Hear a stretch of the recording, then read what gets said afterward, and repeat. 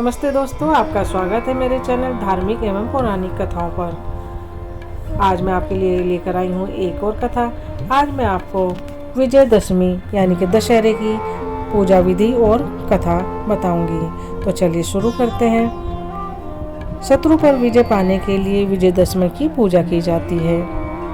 अश्विन मास के शुक्ल पक्ष की दशमी तिथि के दिन विजयदशमी का पर्व मनाया जाता है। बुराई पर अच्छाई की विजय का प्रतीक माने जाने वाले इस पर्व को पूरे देश में बड़ी धूमधाम से मनाया जाता है।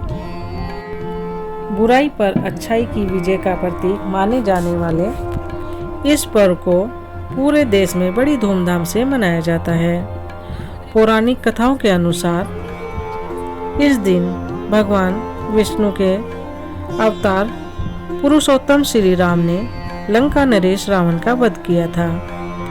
अन्य पौराणिक कथाओं के अनुसार माता दुर्गा ने इस दिन महिषासुर नाम के दैत्य का संहार किया था। दशहरा के उत्सव में रावण, कुंभकर्ण और मेघनाथ के पुतले जलाकर इस त्योहार को मनाया जाता है। दशहरे की पूजन विधि।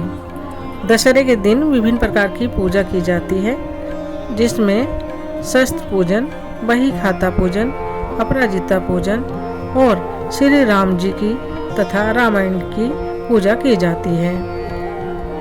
ब्राह्मण माँ सरस्वती की पूजा करते हैं। दशहरे के दिन क्षत्रिय शस्त्र पूजन करते हैं। व्यापारी अपने बही खाते की पूजन करते हैं। दशहरे पर भगवान श्री राम और रामायण की पूजा की जाती है। दशहरे पर अपराह्न काल में अपराजिता पूजा किए जाने का विधान है। अपराजिता पूजा की विधि इस प्रकार है।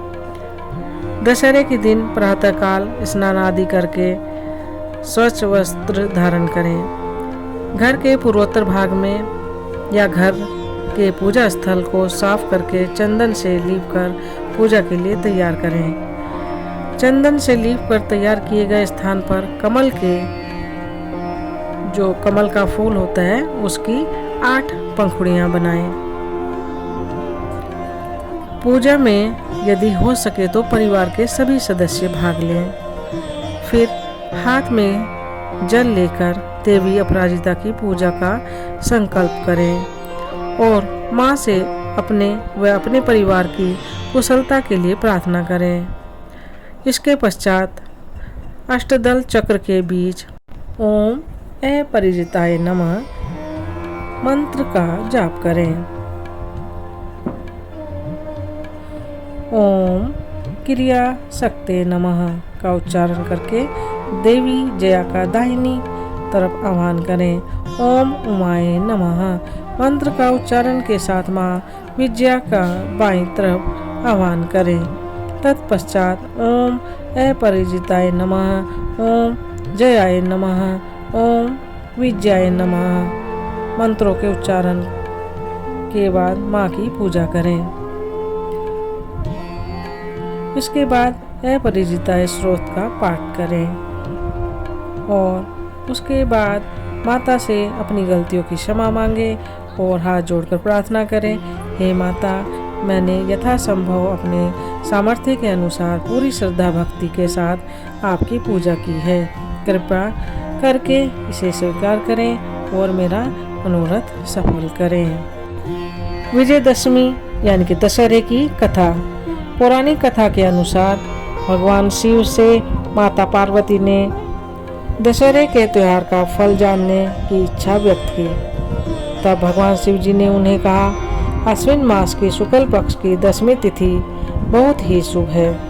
इस दिन सायंकाल के समय जब तारा उदय होता है, उस समय को विजय काल कहा जाता है। यह बहुत ही शुभ समय है। यह समय सभी मनोरथ को सिद्ध करने वाला है और यदि साथ में श्रवण नक्षत्र का योग भी हो तो इसे अति शुभ माना जाता है। यदि किसी को अपने शत्रु पर विजय प्राप्त करनी हो तो इसे इस समय में युद्ध के लिए प्रस्थान करना चाहिए। इसी काल में मर्यादा पुरुषोत्तम भगवान श्री राम ने रावण पर विजय प्राप्ति के लिए उससे युद्ध किया था। दशहरे का त्योहार क्षत्रियों के लिए बहुत विशेष है।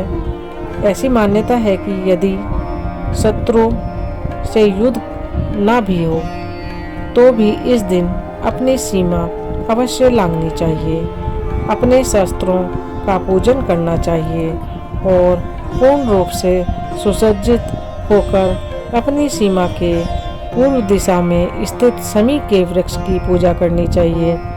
शमी के वृक्ष की पूजा करने वाले शमी के वृक्ष के सामने हाथ जोड़कर ध्यान करें। फिर शमी वृक्ष से प्रार्थना करें कि हे शमी, आप सभी पापों का नाश करने वाले और शत्रुओं को पराजित करने वाले हो। आपने ही अर्जुन के गांडीव को धारण किया और जब भगवान श्री राम ने लंका पर चढ़ाई की तब आपने ही उन्हें विजय का आशीर्वाद दिया। यह सब सुनकर माता पार्वती ने भगवान शिव से कहा, हे प्रभु, शमी के वृक्ष ने कब अर्जुन का धनुष धारण किया और कब उसने भगवान श्री राम को विजयश्री का आशीर्वाद दिया, यह सब मुझे विस्तार से बताइए। तब भगवान शिव जी ने माता पार्वती जी से कहा, हे देवी, जब छल से दुर्योधन ने पांडवों का राज्य उनसे जुए में छीन लिया और उन्हें प्रण पूरा करने के लिए 12 वर्ष का वनवास और 1 वर्ष का अज्ञातवास भोगना पड़ा। पांडवों ने अपना अज्ञातवास विराट नगर में छिपकर बिताया। उस अज्ञातवास में अर्जुन को वृहन्नलापन रहना पड़ा था। अज्ञातवास में जाते समय पांडवों ने अपने अस्त्र शस्त्रों को एक शमशान स्थित शमी के वृक्ष पर छुपा दिया था। जब दुर्योधन ने विराट नगर पर आक्रमण करके उनके गोधन को चुरा लिया, विराट नगर के राजकुमार उत्तर कुमार के साथ कौरवों से युद्ध के लिए अर्जुन उनके साथ गया।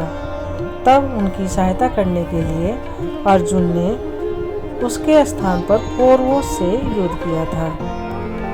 उस युद्ध के लिए उसने अपने अस्त्र शस्त्र उस शमी के वृक्ष से लिए थे और कौरवों को युद्ध में पराजित करके विराट राज्य की रक्षा की थी।